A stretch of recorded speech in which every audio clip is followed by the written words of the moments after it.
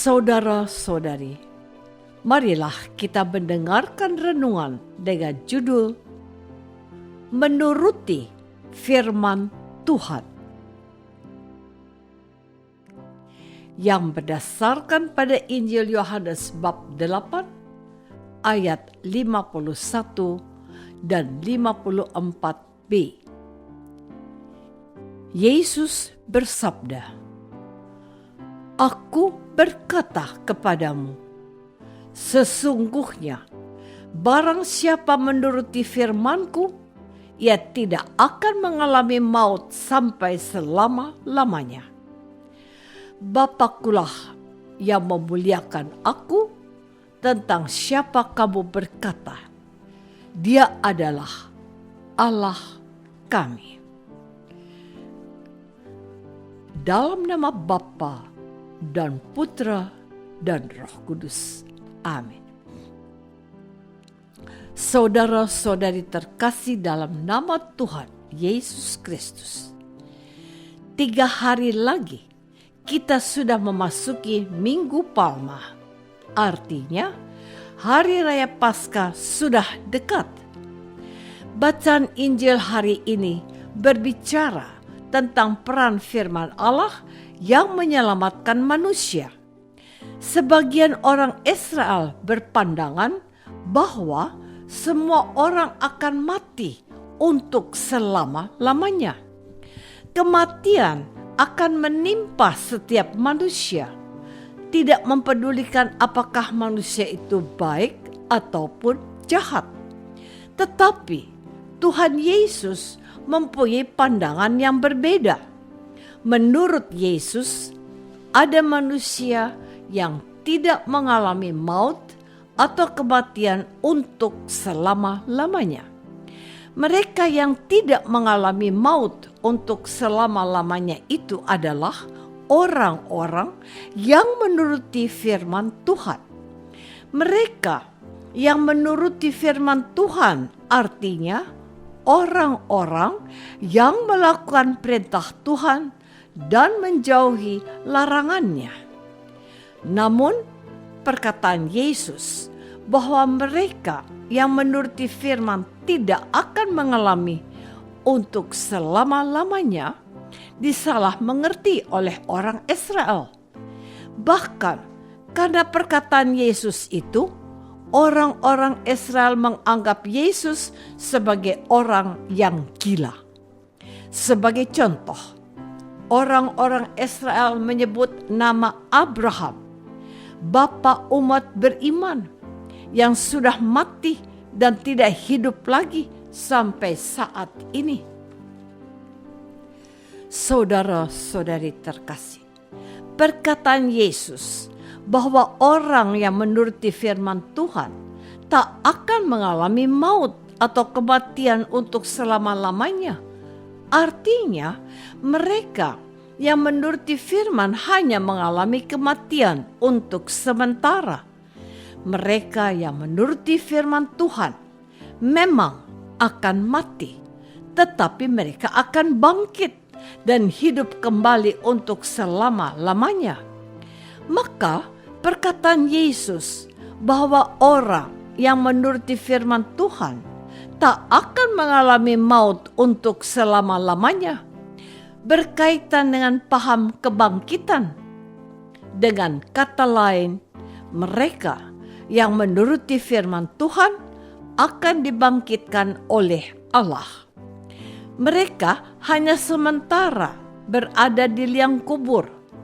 Pada saatnya mereka itu akan hidup lagi dengan dunia yang baru bersama Allah. Kehidupan dan dunia yang baru itu tidak lagi dikuasai oleh maut atau kematian. Namun syarat atau ketentuan untuk menghindari maut sangatlah sulit. Sebab menuruti atau menjalankan perintah Tuhan membutuhkan banyak perjuangan dan pengorbanan. Saudara-saudari terkasih, kematian atau maut menjadi sesuatu yang sangat menakutkan Karena itu, hampir semua manusia takut untuk mati. Sebab kematian seakan-akan menjadi akhir dari kehidupan dan pesiarahan umat manusia di dunia. Untuk itu, perkataan Yesus bahwa mereka yang menuruti firman Tuhan tidak akan mengalami maut untuk selama-lamanya, memberi harapan baru bahwa ada kehidupan yang abadi. Kehidupan abadi bersama Allah itu hanya dimiliki oleh mereka yang setia kepada Allah. Mereka yang setia kepada Allah berarti mereka melakukan perintah-perintah Allah dan menjauhi larangan-larangannya.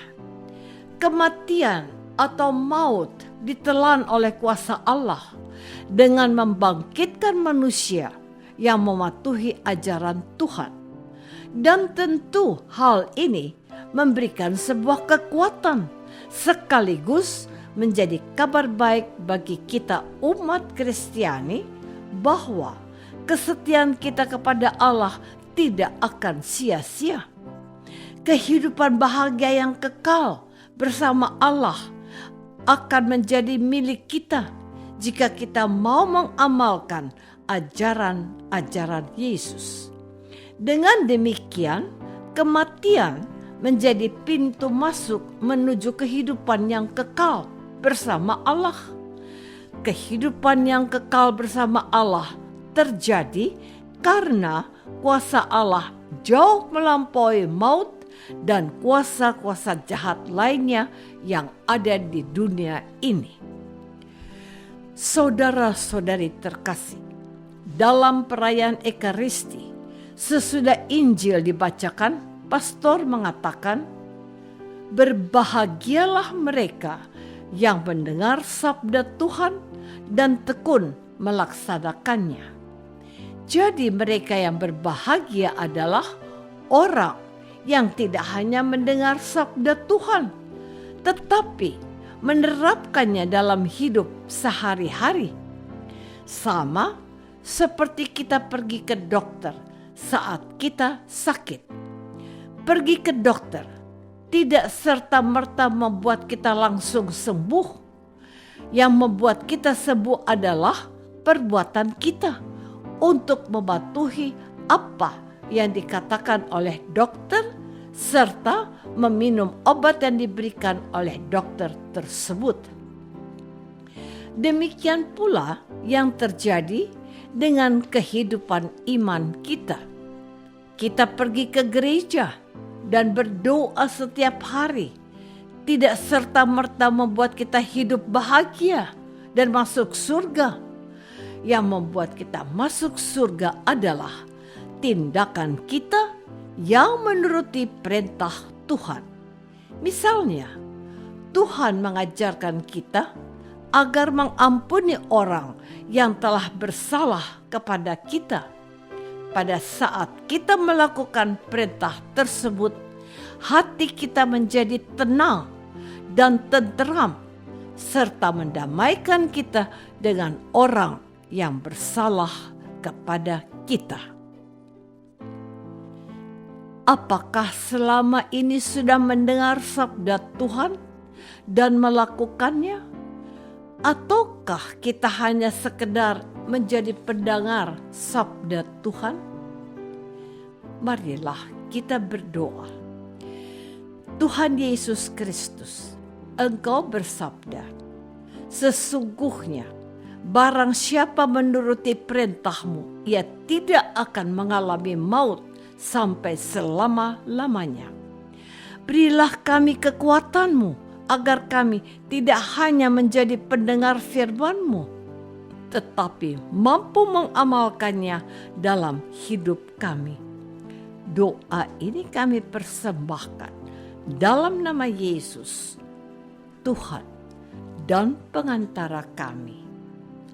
Amin. Semoga kita semua selalu dinaungi dan dibimbing oleh berkat Allah yang Maha Kuasa. Dalam nama Bapa dan Putra dan Roh Kudus. Amin.